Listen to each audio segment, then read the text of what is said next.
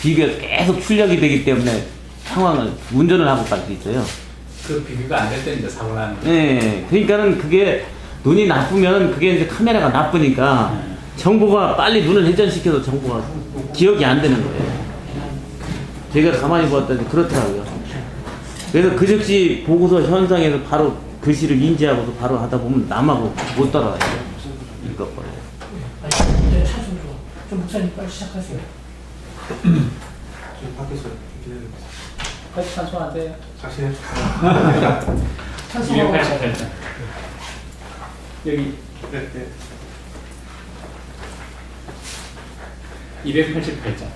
예수로 나의 구주 삼고 성령과 비로소 나는 이 세상에서 내 영혼이 하늘의 영광 누리로다.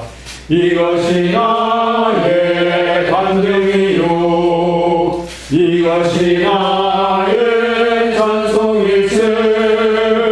나 사는 동안 끊임없이 구주를 찬송하리로다. 온전히 주께 맡긴 내 영 사랑의 음성을 듣는 중에 천사들 왕래하는 것과 하늘의 영광 보리로다. 이것이 나의 간증이요 이것이 나의 찬송일세. 나 사는 동안 끊임없이 구주를 찬송하리로다. 주 안에 기쁨 누림으로 마음의 평안이 잔잔하니 세상과 나는 간 곳 없고 구속한 주만 보이도다. 이것이 나의 간증이요 이것이 나의 찬송일세. 나 사는 동안 끊임없이 구주를 찬송하리로다.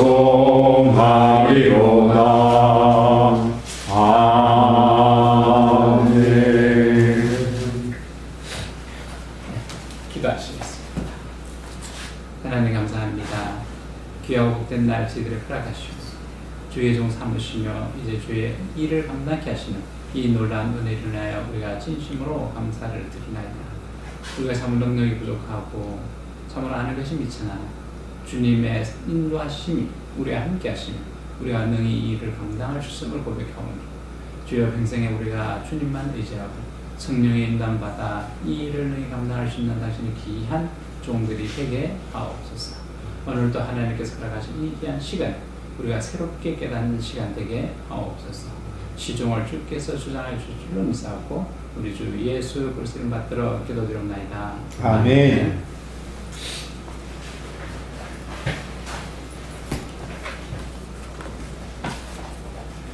지난번에 우리가 1권 그 계시 부분을 남겨놓고 마무리를 못했는데 오늘 이 계시 부분에 대해서 좀 브리프하게 간략하게 제가 이제 짚고 넘어가고 1권을 마치도록 그렇게 하겠습니다. 우리 책 189쪽이 되겠습니다. 거기에 계시에 대해서 정의를 하고 있습니다. 도대체 우리가 이야기하고 이 계시라는 게 뭐냐는 거죠. 이 계시라는 것은 항상 두 존재가 있어야 됩니다. 하나님 그리고 우리 사람. 하나님만 존재하는 것도 계시를 충족시킬 수 없으면 우리만 있을 때도 이 계시는 성립되지 않습니다. 하나님과 사람과의 관계에서 하나님이 우리에게 자신을 드러내 보이시는 것. 그래서 하나님이 우리에게 원하시는 바 그것을 말씀하시는 것. 이것을 우리는 계시라고 합니다. 계시. 그래서 이 계시는 이 신학자들이 연구한 그 결과로 인해서 몇 가지로 이제 구분이 되는데 일단 이 우리가 일반적으로 알고 있는 이 일반 계시와 그리고 특별 계시. 그 전에 이제 뭐가 있는가 하면 자연 계시와 초자연 계시 이렇게 구분이 되고 있습니다. 우리 책 190페이지 보시게 되면 이 계시를 이야기할 때 우리가 두 가지를 먼저 생각을 하셔야 됩니다. 이 계시의 개념에서 보면 첫 번째는 뭔가 하면 우리의 그 신에 대한 관념. 그래서 우리 속에 결국에는 이 하나님에 대한 그 관념이 있다. 이렇게 전제를 합니다. 그 다음에는 이제 우리가 생각해 볼 게 뭔가 하면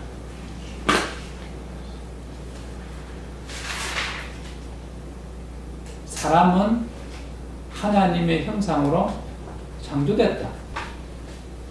이 말 속에는 벌써 이 복선을 깔고 있는데 어떤 복선을 깔고 있는가 하면 우리가 하나님의 하시는 말씀을 받을 수 있는 준비를 하나님이 해놓으셨다. 이냐. 우리가 능력이 있어서 하나님 말씀을 받을 수 있는 것이 아니라 하나님이 우리를 하여금 하나님의 말씀하시는 바를 받을 수 있도록 처음부터 준비해 놓으셨다. 이러냐.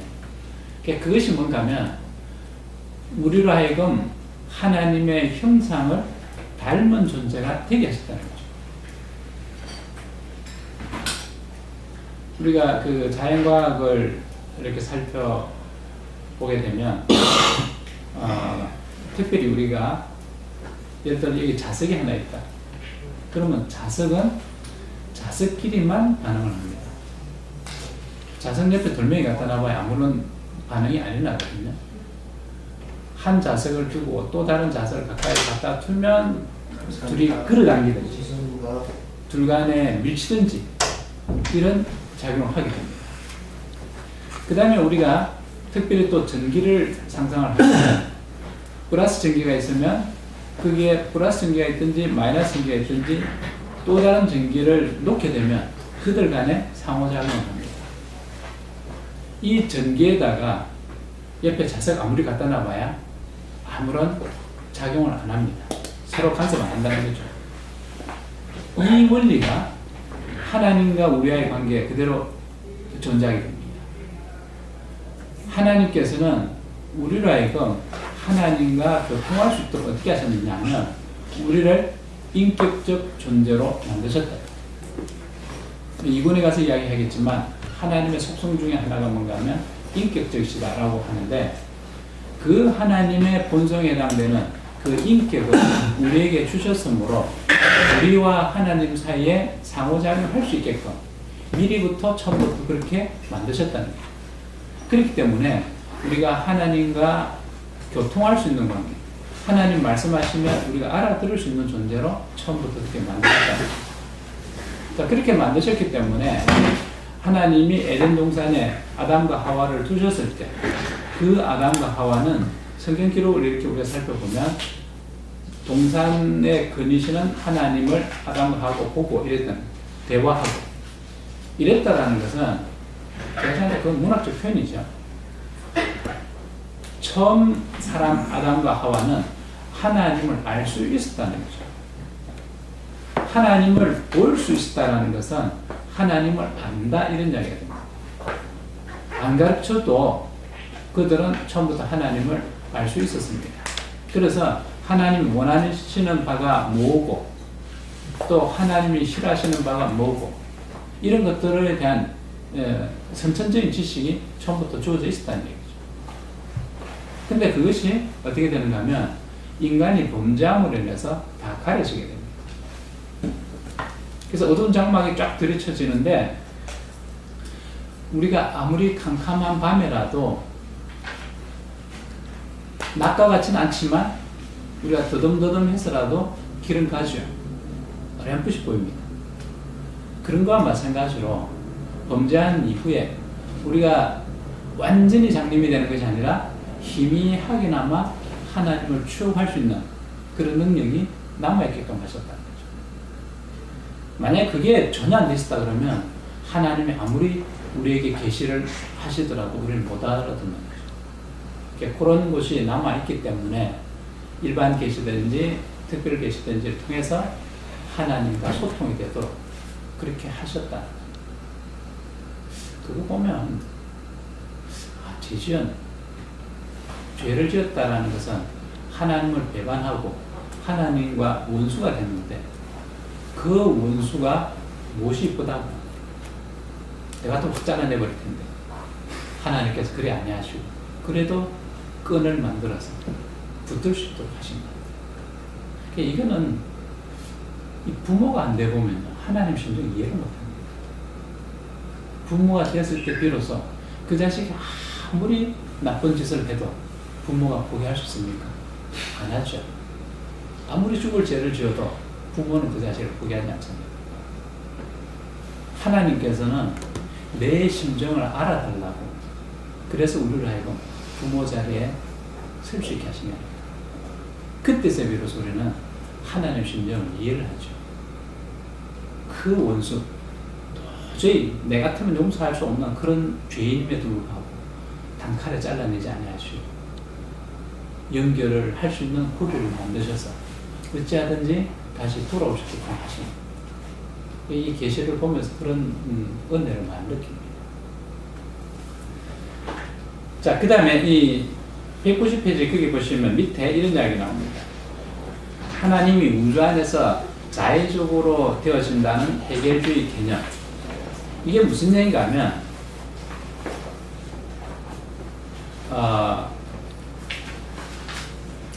하나님은 처음부터 이 자의식적인 존재입니다. 근데 이 해겔이 이야기하는 것은 점진적으로 하나님이 자의식적으로 되어져 간다. 그게 뭔가 자연 속에서 그렇게 이루어져 간다. 이게 상당히 이 범진론하고 또 많이 관계됩니다. 이렇게 만들어 놓음으로써 결국에는 하나님이 어떤 의미에서 보면 유한한 존재, 전지전능하지 못한 그런 존재로 이 추락시켜 놓는 그런 개념이 되게 됩니다. 그래서 하나님이 우주 안에 자의식적으로 되어진다라는 이 생각 자체는 우리가 볼 때는 상당히 이 수납할 수 없는 그런 사상에 해당된다. 이렇게 보겠습니다.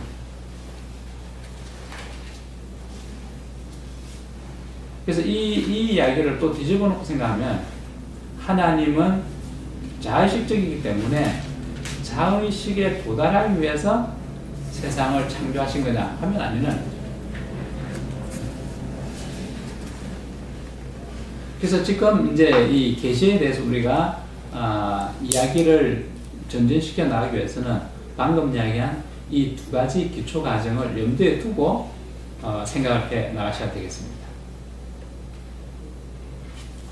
우리 책 191페이지에 보면 위기신학자 이 이야기 나오는데 이 위기신학이라는 것은 1차 대전 직후에 이 칼바르트에 해가지고 시작된 그런 하나의 이 신학 사조라 보시게 되겠습니다.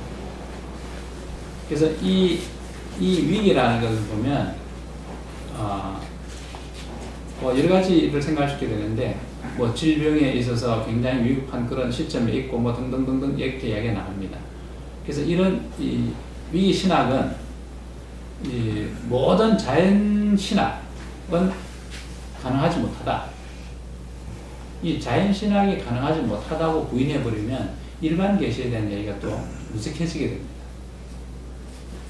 어쨌든 20세기 신학의 출발점이 되는 그런 운동으로서 이 위기 신학이 등장했다. 이렇게 이제 보시면 됩니다. 그래서 어쨌든 이런 위기 신학이라든지 이런 그 새로운 사조들이 나올 때 나중에 역사 신학에서 여러분들이 공부하시겠지만 참 조심해서 보셔야 됩니다. 이 사람들 이야기하는 것을 일단 되짚어 보면서 우리 정통 신학하고 어떤 차이가 있는가를 잘 보셔서 전혀 우리에게 무관차다 이렇게는 또 취하기는 그렇지만 다소 도움되는 부분이 없다 이렇게 말할 수는 없지만 대체적으로 우리의 견실한 신앙을 유지하는 데는 상당히 저해되는 요소들이 굉장히 많이 있습니다. 그래서 이런 것들을 볼 때 참 조심하셔야 됩니다. 까딱 잘못하면 우리도 휘말려 들어가게 되거든요. 특히 더 조심할 것은 이 자유주의 신앙, 19세기부터 시작해서 이런 것들 쫙 이제 펼쳐 나오는데 이 자유주의 신학이 지금 현재 보면 대부분의 목사님들의 그 사상 중에 보면 이 근간을 이루고 있는 그런 모습들이 많이 보입니다. 그래서 우리 장로교 같은 경우에는 되게 좀 정통에 이렇게 추종하려고는 하지만 제가 보니까 감리교 쪽은 이 색깔이 굉장히 강합니다. 자유주의 신학. 그래서 상당히 어떤 경우에는 바람직하지 못한 그런 성경을 해석하는 경우도 들어 보인다는 거죠. 조심하셔야 됩니다. 제가 질문이 기초적인 질문인데 똑같은 사람 하나님의 형상대로 창조를 받았는데 주변에 보면은 아무리 하나님 계시다고 해도 안 믿는 사람이 있고 또 그렇지 않은 사람들은 또 믿는 사람이 있고 기독교 가정에서 자라는 사람도 요새는 또 완전히 무신론자가 돼가지고 그걸 블로그를 만들고 막 그래요. 네, 맞아요. 그래서 그러면 그 사람은 하나님 택함을 일단 택함을 받지 않으면 하나님 계시를 받지 못하는 건가?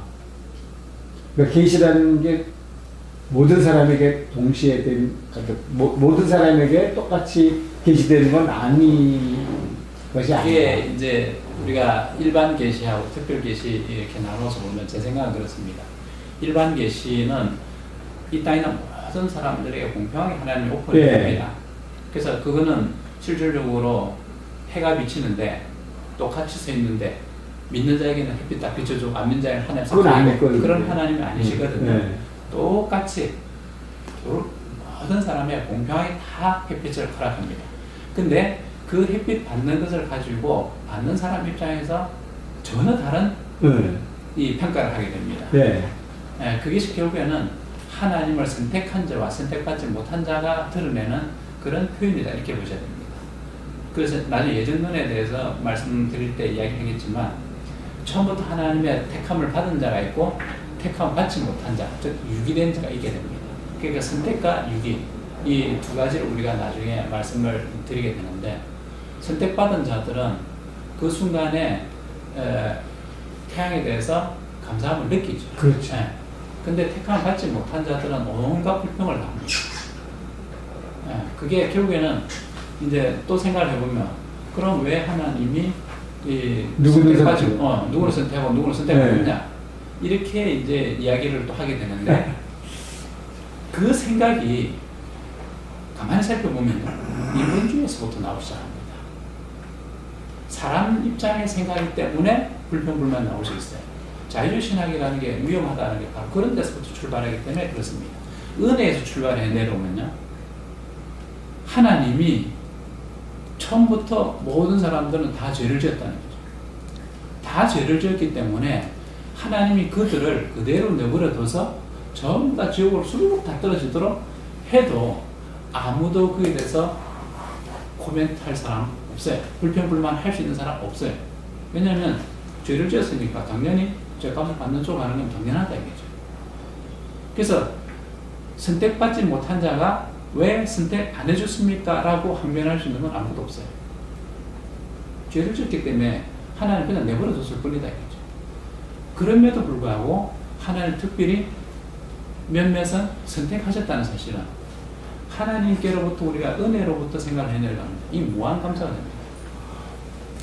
내보다 훨씬 더 유능하고 훨씬 더 똑똑해 보이고 훨씬 더 선한 일을 많이 한 저 사람은 나중에 봤더니 천국 가서 봤더니 지옥에 있네. 저 사람보다 훨씬 못한 내가 어떻게 천국에 있을 수 있을까? 이 입장에 서면 그 사람에게는 어떤 생각이 들겠습니까? 하나님한테 조금 감사합니다 생각이 들겠습니까? 아마 제가 생각할 때는 정상적인 사람이라고 하면 그 순간에 그는 하나님에게 무한 감사를 할 겁니다. 어떻게 이런 나를 선택하셨어요? 글쎄요. 결국에는 중요한 건 뭔가 하면 하나님과 나와 관계입니다. 나를 선택하신 하나님. 내가 무엇이라고 만약에 예를 들어서 하나님이 유기할 자를 하나도 선택 아니하시고 몽땅 다 선택하셔서 천국에 두게 하셨다면 그날에 내가 천국 가서 하나님 감사합니다 라고 할 수 있겠느냐. 네. 왜냐면 평소에 보면 내가 훨씬 더 악한 짓 많이 했고 더 더러운 짓 했고 그런 사람들은 모두가 다 천국 와 있다 이거죠.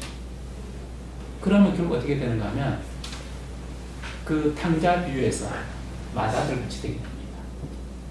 지는 아버지를 위해서 평생토록 일했다 이거죠.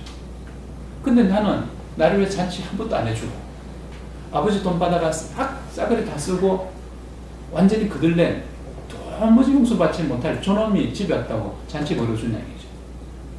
어쩌면 천국 갔을 때 하나님이 유기한 자 하나도 없이 다 선택했다고 하면 내 고백이 그 탕자의 흉 같은 그런 고백을 할지 모릅니다.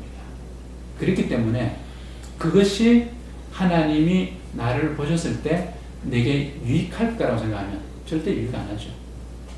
그렇기 때문에 나를 위해서 어떻게 보면 유기할 자를 선택했다. 저는 그렇게 믿음을 고백하고 싶어요. 근데 이 이야기는 어느 조신학책에도 없습니다. 그 말을 함부로 하기가 참 힘들거든요. 신학자들이 유기를 이야기하기 너무 껄끄럽습니다. 듣는 사람 입장에서 보면 널 버렸다는 얘기인데 이걸 좋아할 사람이 있겠습니까? 그러니까 웬만하면 선택만 이야기하고 유기는 자꾸 감추려고 해요. 이렇게 하면 안 됩니다.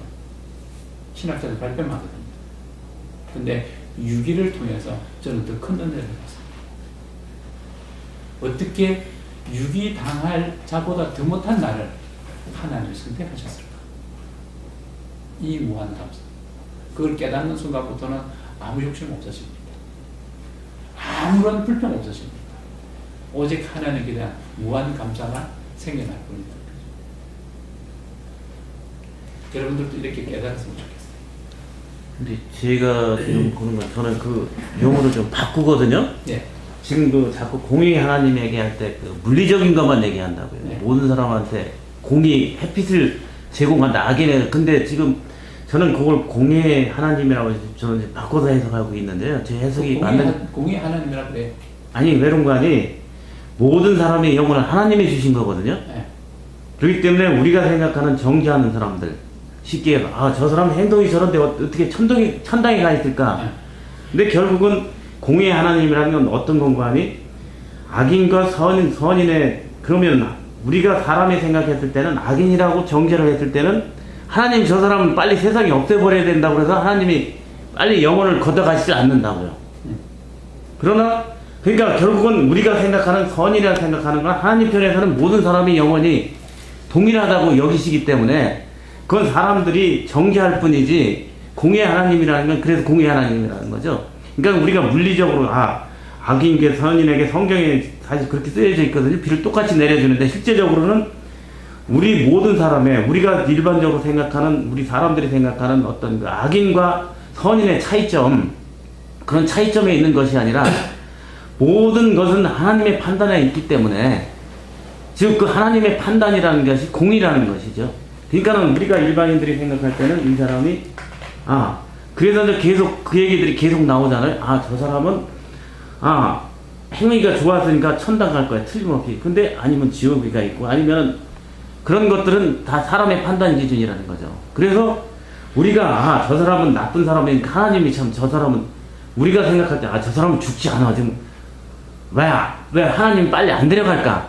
세상에서 쓸모없는데 세상 사람한테 모든 사람들한테 피해를 주면서 그러나 그건 사람 인간 측면에서 본 거지만 하나님의 공의 하나님은 그 사람도 언젠가는 회개해서 하나님 나라에 올 수 있게 항상 그 생명의 시계를 우리가 생각하기에는 생명이 거저로 주어진 것 같지만은 매일매일 생명의 시계를 하나님이 돌려주시는 거니까 우리가 사는 거거든요.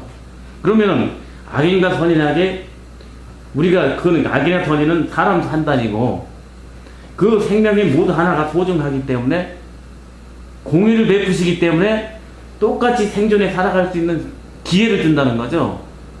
쉽게 해서 우리가 햇빛은 그것은 물리적인 것이지만 실제적으로 영혼을 주관하시는 분이기 때문에 그 영혼에 대해서 똑같이 수명을 똑같이 주시는 것에 대해서 사람들은 불만을 갖고 있거든요, 사실. 그러나 하나님은 영혼이 하나님 거기 때문에 모든 영혼이 하나님 거기 때문에 선택은 선택했느냐 안 했느냐 어떤 그 예정론적 어떤 그 의지가 아니라 실제적으로 공의의 하나님이기 때문에 쉽게 해서 그런 영혼을 적으로 봤을 때는 모든 사람이 모든 영혼들이 다 똑같다는 거예요.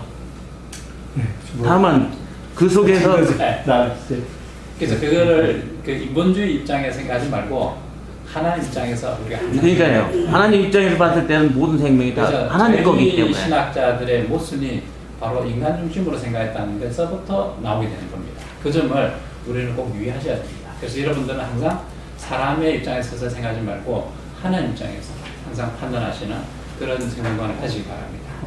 자, 그 다음에 이 계시에 대해서 이제 이 부정적인 그런 견해를 보이고 있는 여러 부류를 우리가 190페이지에서 보게 되는데 여기 보면 초현신론, 범신론, 뭐 간접론 이렇게 쭉 나옵니다. 이 초현신론이라는 거를 이따 여러분들이 계속 보시게 될 텐데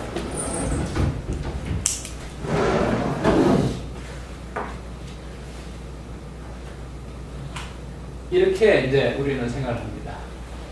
이거는 이해를 돕기 위해서 제가 특별히 이 도식적으로 그냥 표현할 뿐입니다.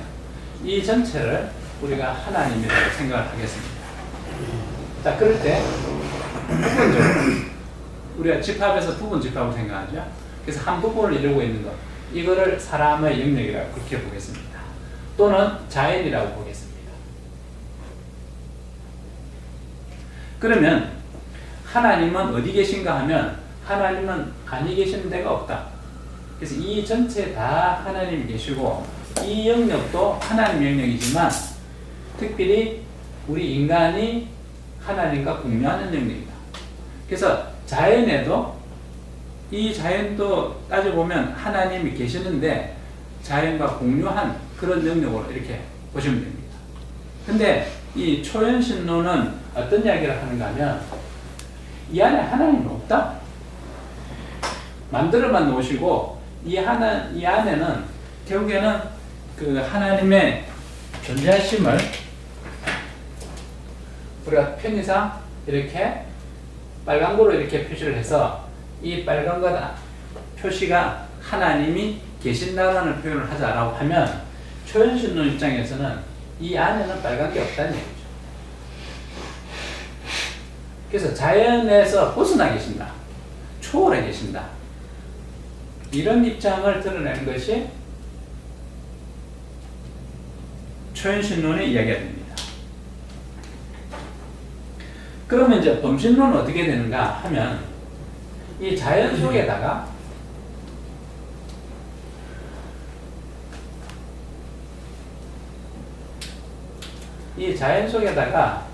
하나님을 가둬버리는 거예요.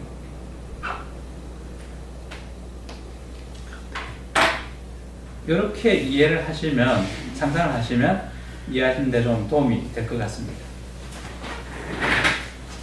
그래서 이런 생각들은 전적으로 잘못된 생각이죠. 자, 어쨌든 우리 책 196페이지 이 계시가 이제 어떻게 구별이 되는가 하면 자연 계시와 초자연 계시 이렇게 구별하는 한 방법이 있고, 그 다음에 이제 이것이 보다도 이제 우리에게 가깝게 알려진 방법으로는 일반 계시와 특별 계시 이렇게 생각하시는 게 좋겠다는 거예요. 자연 계시와 초자연 계시로 이 구분하는 것은 결국 방법에 의한 차이에 지나지 않습니다. 방법. 그래서 자연 계시와 초자연 계시로 우리가 구분해서 계시를 생각하는 것보다는 지금 현재 우리 입장에서는 일반 계시와 특별 계시 요 부분을 따르는 것이 보다 더 바람직하겠다 이렇게 생각이 듭니다. 자, 일반 계시라고 하면 이거는 이 창조를 기준으로 해서 합니다. 창조를 기초로 해서. 이게 하나님 만드셨다는 거죠. 만드셨는데 대체적으로 보면 이 자연 계시를 나중에 일반 계시처럼 이렇게 생각하는 경우가 대부분 많습니다. 근데 여기서 우리가 꼭 하나 짚어야 될 게 뭔가 하면 자연 계시와 일반 계시가 동일한 의미로 이해된다고 하면 어떤 이제 난제가 생기는가 하면 그러면 초자연적인 현상은 그럼 뭘 할 것이냐? 그걸 그럼 특별계시를 할 것이냐? 이런 이제 문제가 발생할 수 있습니다. 그래서 일반 계시 안에는 보면 이 초자연 계시도 포함하는. 그래서 이스라엘을 전쟁할 때 그 하루의 해가 길어졌다. 해가 멈췄다 이거죠. 이건 분명히 초자연적인 겁니다. 하나님은 이 지구가 태양 주위를 지구 자체가 하루에 한 번 자전하도록 그렇게 만들어 놓은 겁니다. 근데 이 자전이 멈췄다라는 것은 이거는 일반적인 자연 법칙에 위배되어 있다는 거죠. 그걸 우리는 초자연적인 거다. 이렇게 이제 표현하는데 어쨌든 이런 걸 통해서 하나님이 하시고자 하는 말씀을 하실 경우에는 우리는 이것도 일반 계시에 속한다. 이렇게 생각하셔야 됩니다. 일반 계시하고 특별 계시는 그럼 어떻게 구분하는가 하면 일반 계시는 창조를 기초한 것, 창조에 기초한 것이라고 했고 그 다음 특별 계시는 재창조에 기초한 겁니다. 그래서 결국에는 일반 계시는 하나님께서 아담과 하와를 에덴 동산에 만드시고 그리고 아담과 하와가 범죄하기 전에는 아담과 하와가 하나님을 대면에서 볼 수 있을 때 그때는 대면에서 볼 수 있다는 것은 그가 전적으로 하나님을 아는 지혜가 있었을 때 그래서 그들이 항상 어떠한 삶을 살아야 될 것인가에 대한 충분한 그런 능력을 갖고 있을 때 이때는 특별 계시가 필요 없죠. 구원해야 될 이유가 없다는 거죠. 그래서 사람이 범죄하고 난 이후에 하나님이 범죄한 상태로 버려두지 아니하시고 그를 살리시려고 하는 그런 작정이 주어질 때 이 하나님께서 우리를 살리시겠다. 다시 말해서 우리 죄인을 구속하시겠다는 그런 관점에서 봤을 때는 특별 계시가 있어야만 되는 거죠. 이미 인간이 범죄했기 때문에 하나님을 아는 지식에 대해서는 엄청나게 무능해집니다. 그 결과로 이제 어떻게 되는가 하면 일반 계시를 통해서 그가 구원에 대한 은혜를 이해할 수 있겠느냐 하면 저는 못합니다. 우리가 뭐 경험했듯이 학교 다닐 때 뭐 자연을 공부를 했고 그 다음에 물리, 화학, 생물, 지학을 공부를 했고 그런 걸 통해서 우리가 그 안에서 구원에 대해서 알았는 얘기죠. 한 번도 얘기한 적이 없습니다. 결국에는 자연을 통해서 우리가 구원받을 수 있는 길이 있다는 걸 전혀 알 수가 없습니다. 이 무매한 상태에 있기 때문에 하나님이 필연적으로 우리에게 직접적으로 구원에 대한 말씀을 하실 수밖에 없는 거예요. 그래서 그 구원에 대한 말씀을 하실 때 이제 성경이 주어지게 됩니다. 그래서 모세를 통해서 하나님 율법을 이야기하셨고 이렇게 해서 이 특별 계시가 처음에 희미하게 우리 인간에게 인식되기 시작합니다. 이것이 점점 뚜렷하게 부각이 되면서 최고 절정에 도달하는 순간 주님이 이 땅에 육신을 입고 오시는 그것입니다. 그래서 예수님이 땅에 오심으로써 특별 계시는 절정에 이르게 됩니다. 그 이후에는 사도들을 통해서 이제 하나님 하시는 말씀을 듣게 하시는데 그 사도 시대가 끝나고 나면 드디어 성경이라는 것이 완성되어져서 우리에게 말씀으로 보존이 되고 있습니다. 자, 그러면 이 계시가 이 이후에도 성경 외에 더 필요한가 하는 걸 우리는 생각해봐야 돼요. 결론적으로 딱 잘라서 말씀을 드리는데 더 이상 필요 없다는 거죠. 여기에 추가하게 되면 그게 이단이 됩니다. 이단이 생기는 이유가 바로 거기에 있습니다. 이 성경 말씀만 가지고는 부족하다는 거죠. 그래서 갖다 덧댈 작업이 필요하다는 겁니다. 그래서 덧댄 것이 mormon경이고, 더 갖다 댄 것이 원리 강론이고, 더 갖다 댄 것이 이런저런 이단들이 말하는 부스러기 이야기들입니다. 그러나 우리는 단언컨대 이 특별 계시는 성경의 완성을 통해서 하나님이 마무리하게 하셨다. 그 이상의 것을 하나님 우리에게 필요치 아니한 것으로 그렇게 결론을 맺으셨다는 거죠. 그래서 우리가 성경을 잘 이해함으로써 하나님 우리에게 구원을 베푸시는 것을 온전하게 알 수 있게끔. 근데 이 성경을 그럼 우리가 완벽하게 다 이해할 수 있냐면 이게 다 이해 못합니다. 우리가 죄로 인해서 영안이 어두워졌기 때문에. 그래서 하나님 말씀을 깨달을 수 있는 것은 우리 이성적 능력으로 하는 것이 아니라 성령의 조명을 통해서 이 일을 하게 됩니다. 성령의 인도함이 없이는 전혀 이 특별 계시를 깨달을 수 없다는 사실을 우리는 믿음으로 고백해야 됩니다. 사람의 능력을 하려고 하면 안 됩니다. 그래서 이 성경을 공부하는 것을 학문적으로 해서는 그래서는 한계가 있다는 거죠. 우리가 믿음으로 고백하지 않으면 도무지 이해될 수 없는 엄청난 이야기들이 그 성경 속에 들어있습니다.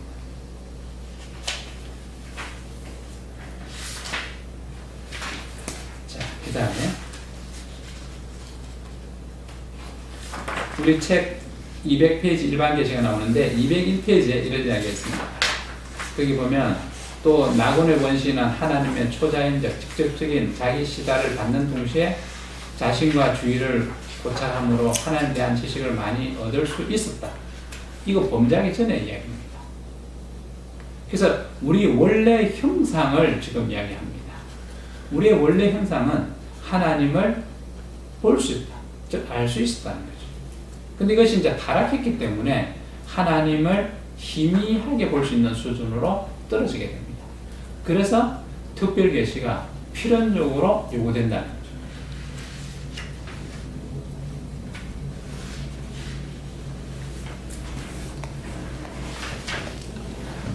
그 다음에 이제 우리가 이 일반 계시라는 것은 자연을 통해서 하나님의 그 살아계심을 증거해 보이는 것. 바로 그겁니다. 하나님이 우리에게 빛을 주셨구나. 근데 이 빛을 주셨다는 것이 도대체 무슨 의미냐 하는 것을 우리는 깨달을 수 있어야 됩니다. 근데 우리가 학교 다닐 때 빛에 대해서 공부도 하고 뭐 했지만 이 빛에 대해서 그냥 아는 정도. 성경하고는 아무 상관없이 빛에 대해서 그냥 배웠을 뿐입니다. 그 수준이 뭔가 하면 결국 일반인이 일반 계시를 통해서 느끼는 것. 그 속에는 구원에 대한 원리 너무 찾아내기 힘듭니다. 그래서 일반 계시를 통해서 하나님의 섭리를 이해하기 위해서는 제가 생각할 때는 그럼 어떻게 해야 되느냐? 성경의 도움 없이는 안 됩니다. 성경을 이해하지 못하고는 자연을 통해서 하나님이 섭리하시는 것 도무지 이해할 수 없습니다. 적어도 제 경험에서 그렇습니다. 제가 경험해 보니까 뭐 대학 다닐 때 성경에 대해서 별로 잘 몰랐을 때 물리 공부하면서 빛에 대해서 공부하고 광학을 갖다가 뭐 한참 많이 공부를 했거든요. 그 속에 하나님 계실 거라고 생각도 못했어요. 근데 성경을 이제 조금씩 알고 나서 느낀 것이 태초에 하나님이 천지를 창조하신다. 그리고 제일 먼저 한 것이 빛을 만드셨더라. 그때 보는 그 빛이 완전히 달라졌어요. 그 빛이 무슨 빛이냐? 나를 구원하시겠다는 구원의 빛입니다. 이미 그 하나님 빛을 만드셨다는 것은 나를 위해서 주님이 이 땅에 오시고 그리고 십자가를 지시겠다는 그 의미 그 속에 담겨져 있다는 거죠. 우리가 통상적으로 아는 말대로 하면 빛은 어떤 의미를 갖고 있는가 하면 희망을 상징합니다. 내게 한 줄기 빛이 비쳤더라는 문학적 표현이 우리가 아는 대로 희망을 상징하잖아요. 그래서 빛이 있으면 실제로 우리 사람의 인체가 반응을 하는데 캄캄한 상태에 둬버리게 되면 사람이 결국에 미쳐버려요. 우리를 우울하게 만드는 호르몬 분비, 그것은 빛이 우리 눈을 자극함으로써 억제됩니다. 그래서 우울할 때는 우리가 항상 빛을 봐야 됩니다. 밖에 나가서 햇빛을 많이 쬐라. 이렇게 의사들이 권유하는 것도 그 빛의 속성이 그렇습니다. 근데 의사들이 얘기할 때 그것이 구원의 빛이라 얘기합니까? 이야기 못하죠. 하나님 알지 못하기 때문에. 특별 계신 성경을 이해하지 못했기 때문에 오는 그런 결과들입니다. 성경을 제대로만 이해한다 그러면 하나님이 천지를 창조하시는 그 일 중에서 제일 먼저 하신 일이 빛을 만들었다. 우리를 얼마나 사랑했으면 제일 먼저 관심이, 최고의 관심은 하나님께서 우리를 구원하시겠다는 거죠. 그래서 빛을 만드시는 겁니다. 그 이후에도 보면 이 자연을 통해서 수없이 하나님이 내가 너를 사랑한다. 이런 식으로 무수히 많이 남겨놓습니다. 우리가 뉴턴의 운동의 세 가지 법칙 중에서 보면 세 번째 법칙, 작용, 반작용 그러잖아요. 이 작용, 반작용 우리가 배우는데 뭐 쉽게 예를 드는 게 설악산에 보면 흔들바위가 있는데 그 흔들바위를 흔들려고 하면 어떻게 하면 되느냐? 가만히 보고 있으면 그 흔들바위가 흔들리는 얘기죠. 절대 안 흔들리죠. 이 흔들바위가 흔들리기 위해서는 어떻게 하냐? 작용, 반작용의 법칙에서 이 작용, 반작용 법칙에서 이야기 벌써 언급하고 있습니다. 작용을 먼저 이야기하지 반작용 이야기를 앞에 먼저 하지 않습니다. 내가 밀었더니 이 말을 먼저 하지 바위가 나를 밀어서 이 이야기를 안 합니다. 내가 먼저 손을 내밀어서 바위를 밀었더니 그 바위가 내 손을 잡아줘서 나를 밀었더라. 그래서 이것이 흔들흔들하게 하는 출발이 된다는 거죠. 먼저 손을 내미는 것. 주님이 이 땅에 오셔서 가장 먼저 한 게 뭔가 하면 우리에게 손을 내밀어 준 거예요. 하나님이 이 땅에 오신 것은 우리를 향해서, 나를 향해서 손을 내밀어 준 첫 순간입니다. 그렇게 손을 내밀었으므로 내 손을 잡아줬으므로 내가 구원을 얻게 된 거죠. 그래서 그 작용, 반작용 그 법칙도 제가 볼 때는 사랑의 법칙이다. 그 속에 구원에 대한 이야기가 들어있더라는 거죠. 근데 이것을 내가 성경을 몰랐을 때는 그렇게 내가 해석할 수 있습니다. 전혀 못했죠. 그냥 물리 법칙인 줄로만 알았다. 그것을 우리가 이해할 수 있기 위해서는 하나님 우리에게 하신 말씀, 성경을 깊이 이해하는 것. 그래서 성령의 도움이 없이는 우리가 모든 진리를 깨달을 수가 없습니다.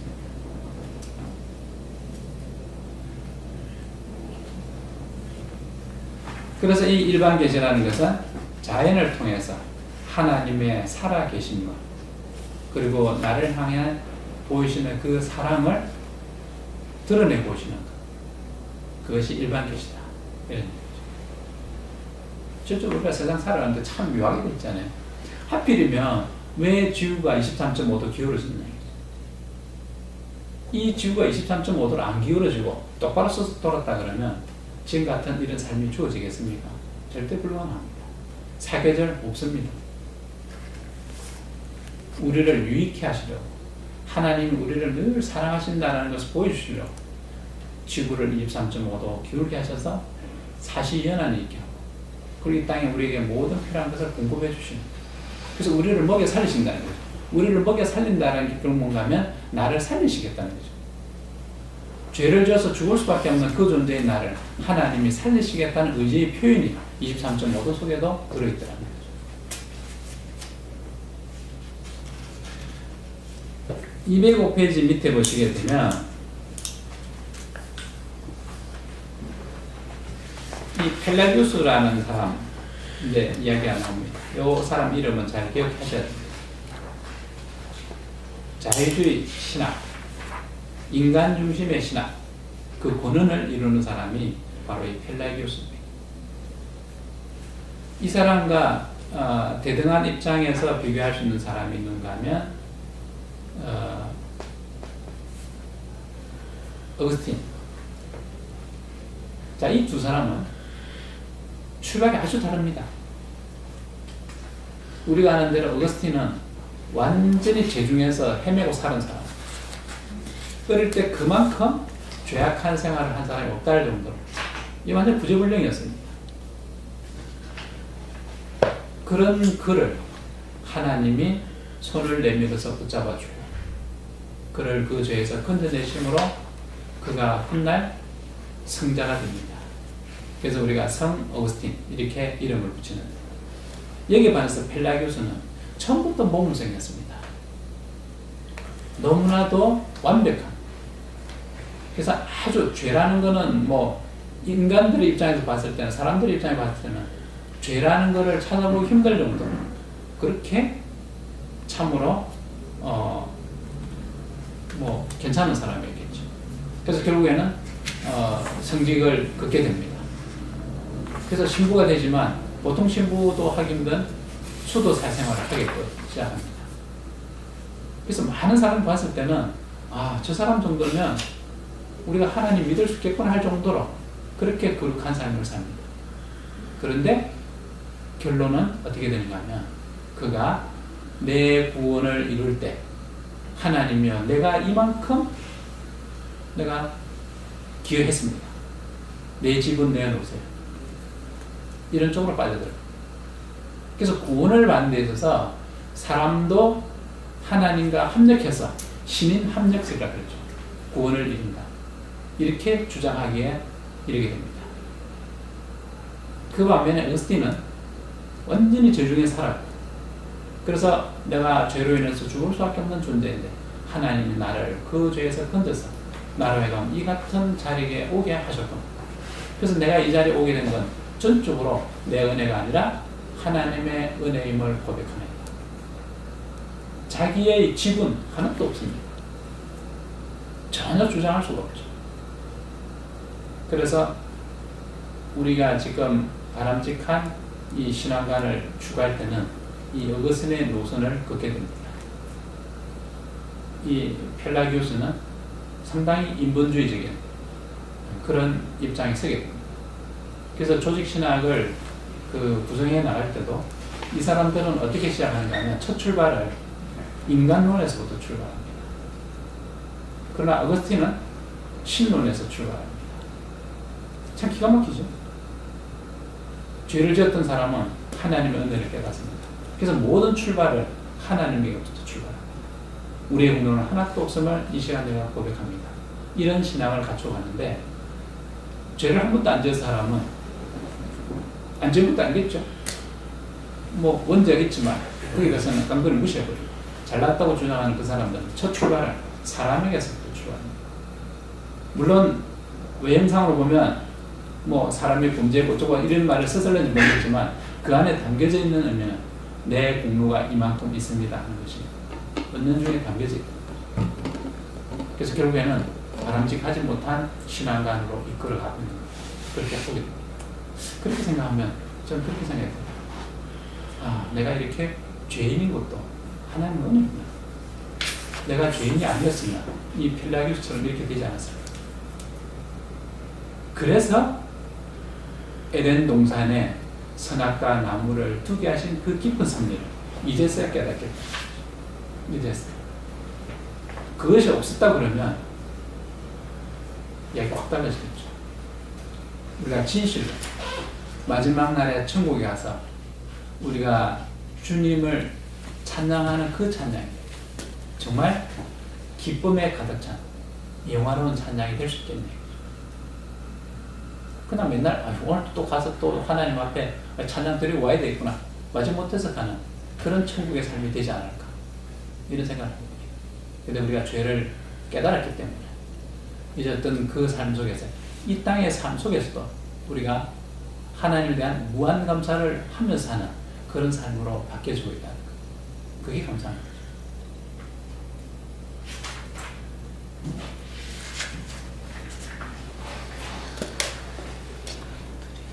자, 그냥 이제 좀 넘어가 보겠습니다. 좀 넘어가고요. 이렇게 하면 또 못 들어가니까. 자, 221회 특별기시 들어가 보겠습니다. 자, 사람은 죄로 인해서 하나님을 아는 그 능력이 상당히 이 저급한 수준으로 떨어지게 됩니다. 자, 이런 상태에 하나님이 더 이상 우리를 버려두지 아니하시고 어찌하든지 하나님을 붙잡을 수 있는 끈을 만들어줍니다. 그렇게 한 것이 특별 계시에 해당이 됩니다.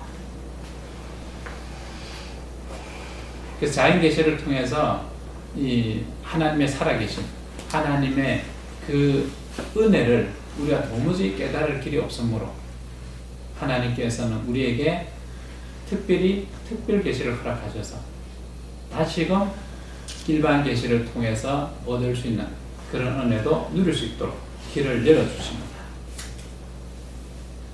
자, 이럴 때 이 칸트 같은 경우에는 이성에 의한 그런 신학을 생각합니다.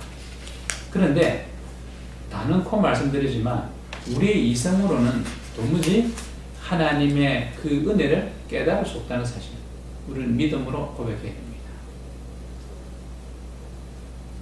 우리가 하나님의 은혜를 깨닫는 것은 하나님이 성령의 인도하심을 내게 허락하셨으므로 그 인도하심 따라 내가 하나님 은혜를 깨달을 것이다. 자, 그렇다고 해서 이 이성이 완전 무시되느냐 하면 무시되는 건 아닙니다. 그 성령의 인도함에 의해서 하나님이 허락하신 이 이성으로서 우리가 체계적으로 이 신학을 정립해 갈 수 있었다는 거죠. 어쨌든 이 이성으로는 우리가 구원에 이룰 수 있는 길은 되지 못한다. 이것은 분명히 짚고 넘어야 됩니다. 어쨌든 많은 신학자들이 이 이성에 의존해서 구원의 길을 찾으려고 하는 철학자들의 그 시도가 그런 것들이죠. 그건 우리는 처음부터 기대하지 말아야 됩니다.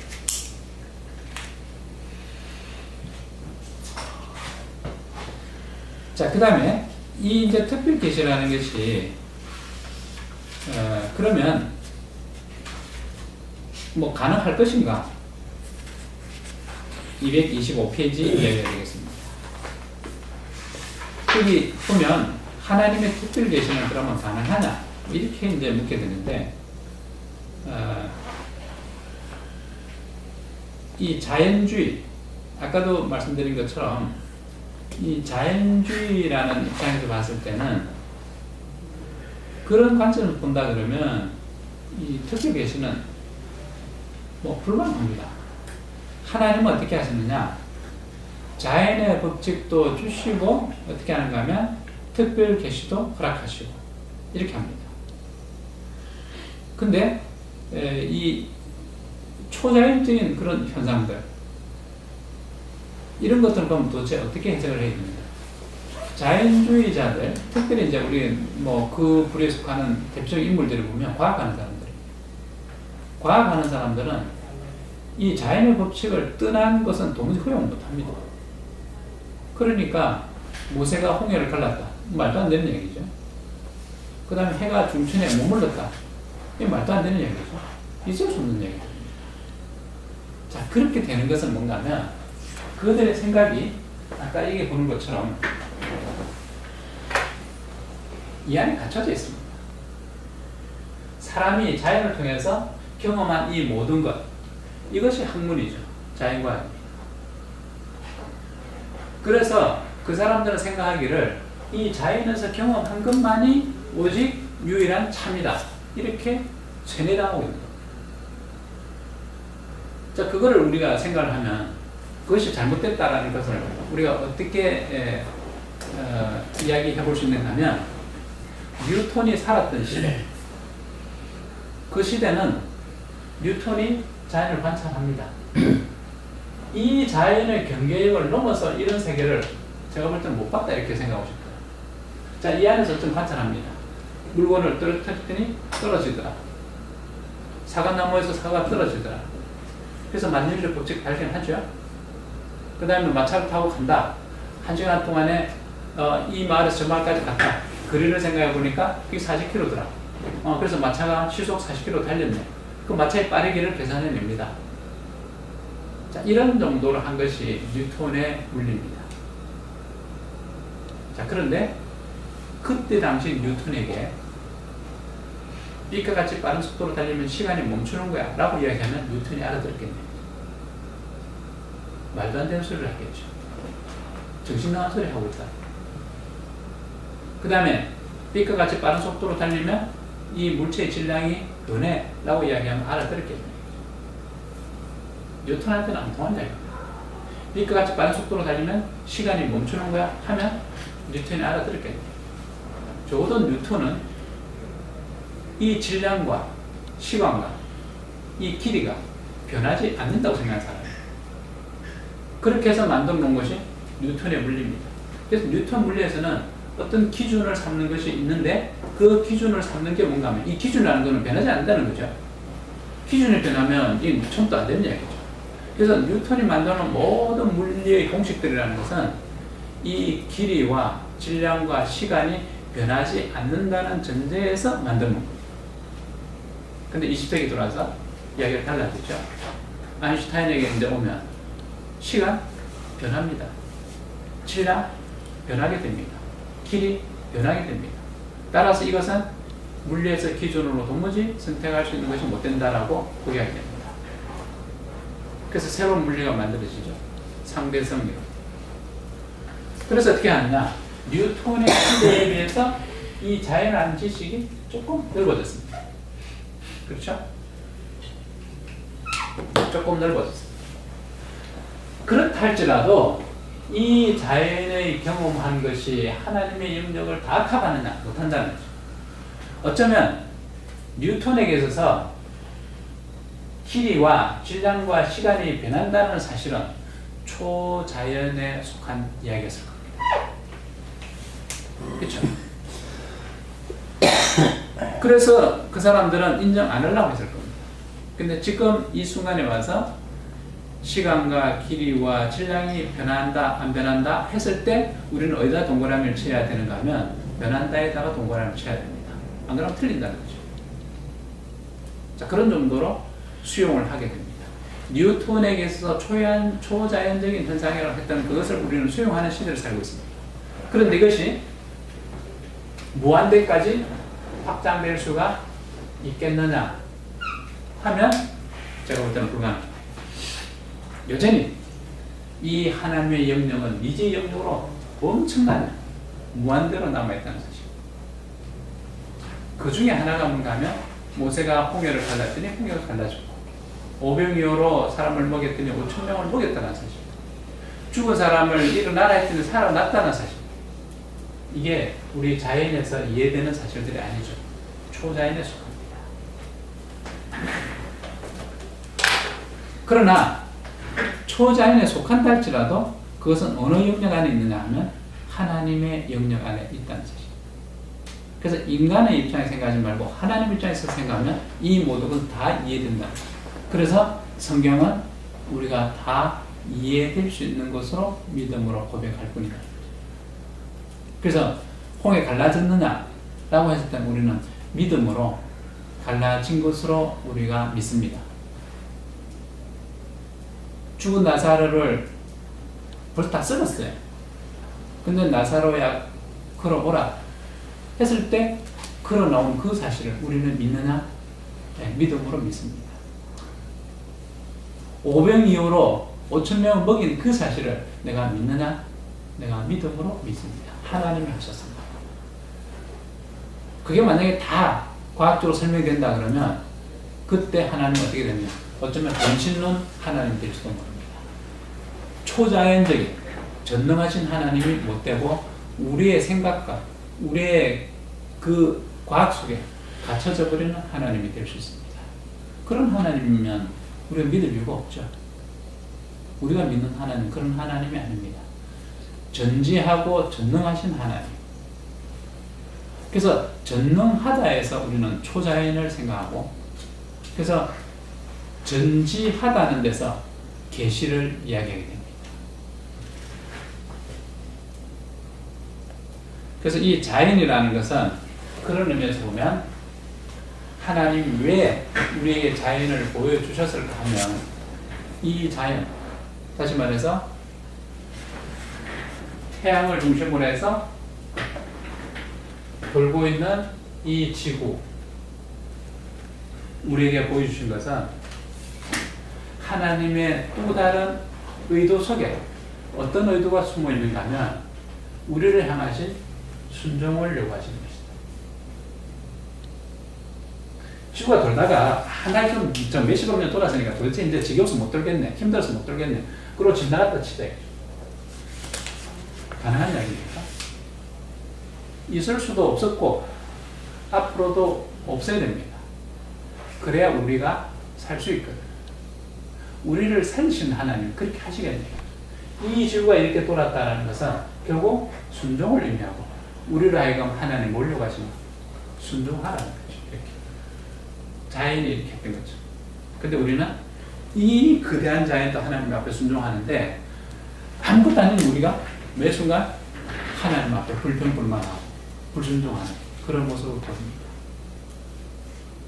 하나님께서 이것을 우리에게 보이신다는 거죠. 그러면 이 거대한 자연을 통해서도 보여주셨고, 그 다음에 아주 작은 세계, 미시 세계로 들어가서 원자 세계에서만 봐도 그렇죠. 가장 작은 원자, 수소, 핵 중심으로 전자가 돌고 있습니다.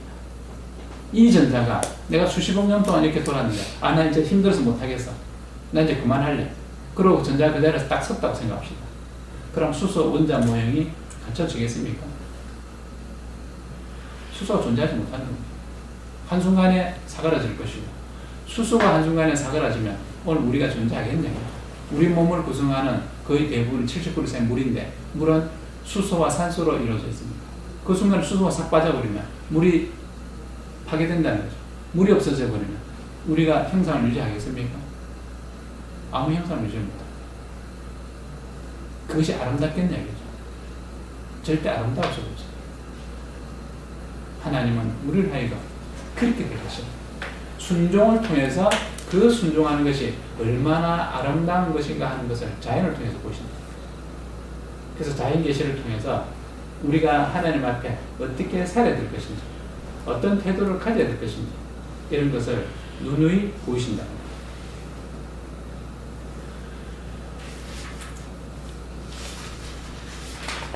자, 그 다음에 226페이지 보면 특별 계시의 방식에는 하나님이 드러나 보이시는 것과 예언하시는 것과 그 다음에